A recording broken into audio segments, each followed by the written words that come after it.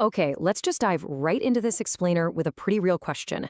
Are you starting to choose your chairs based on, well, how easy they are to get out of? Or, maybe you're feeling your legs actually tremble before you even start walking down the hallway? If that sounds familiar, believe me, you are absolutely not alone. And what we're going to cover here might just completely change how you think about getting your strength back. You know, you might be incredibly frustrated right now. Maybe you walk every single day, yet you still feel kind of unsteady.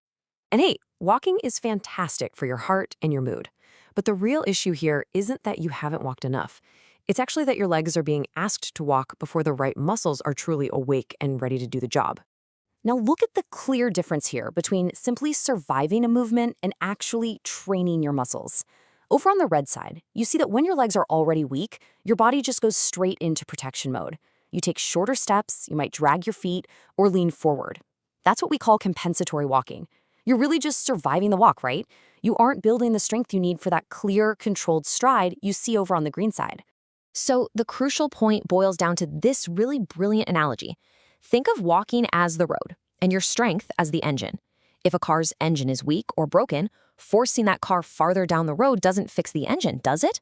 No, it just makes the trip way harder. And your legs work the exact same way. We literally have to rebuild the engine first before we even worry about how far we can travel down the road. But how do we rebuild that engine safely without the fear of falling or losing your balance? Well, the best starting place isn't actually a busy gym. It might actually be right in your own bed. Think about it. When you're lying down, you have full body support and zero fall risk. This lets your mind and your body totally relax so you can isolate just one muscle at a time. It sends this vital, reassuring signal to your brain that movement can actually be safe again. So we're going to count down 5 simple, controlled movements to get you started. Coming in at exercise 5, ankle pumps. This one is all about activating those lower leg switches so your legs stop feeling so heavy. To do this, just think of the motion like gently pressing and releasing a gas pedal on a car. You pull your toes back towards your face, hold that for about 2 seconds, then point them away and hold for another 2 seconds. You're aiming for 15 to 20 calm, controlled repetitions. And hey, don't just flick your feet back and forth quickly. The slower you move, the more you really force your calf and shin muscles to pay attention and wake up. Moving right along to exercise 4, heel slides.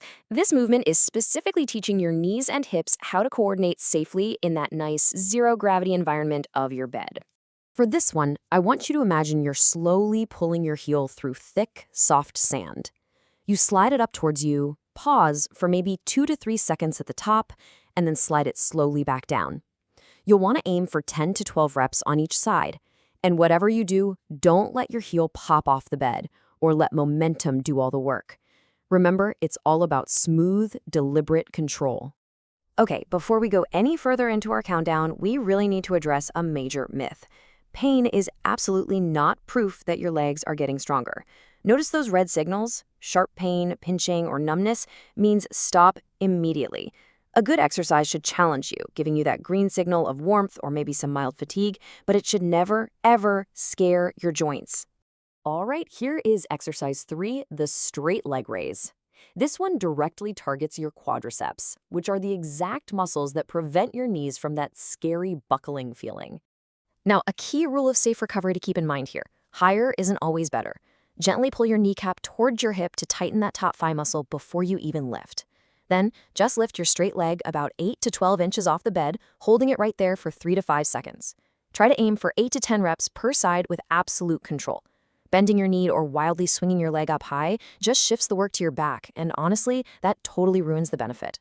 Down to exercise 2, the glute bridge. This is the true engine of your lower body. Surprisingly, the actual power you need to stand up out of a deep, low chair, it actually comes from your glutes. So to do this one correctly, keep your knees bent and press gently through your heels. Squeeze your buttocks first, and then lift your hips up to form a nice, straight, comfortable line from your knees right to your shoulders.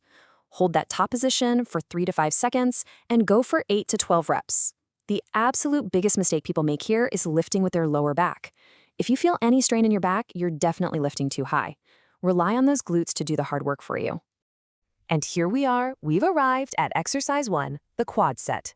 This is your absolute #1 priority for knee control, and honestly, it's the movement you should probably start with today. Here's exactly how it works. Keeping your leg flat and straight, gently press the back of your knee down into the bed and squeeze your thigh muscle. You're basically giving your thigh a super simple, clear signal to wake up. Hold it for 5 to 10 seconds, and then completely let it relax for 5 seconds. Go for 8 to 12 reps. A really great trick here is to lightly touch the front of your thigh with your hand. Actually feeling that muscle tighten under your fingers helps your brain reconnect with it. Over time, the ultimate goal of this whole explainer is to help you carry this newfound strength from that safe, zero-fall environment of your bed directly into the real-world test, standing up from an ordinary chair. And when your body is finally ready for that transition, remember the golden rule.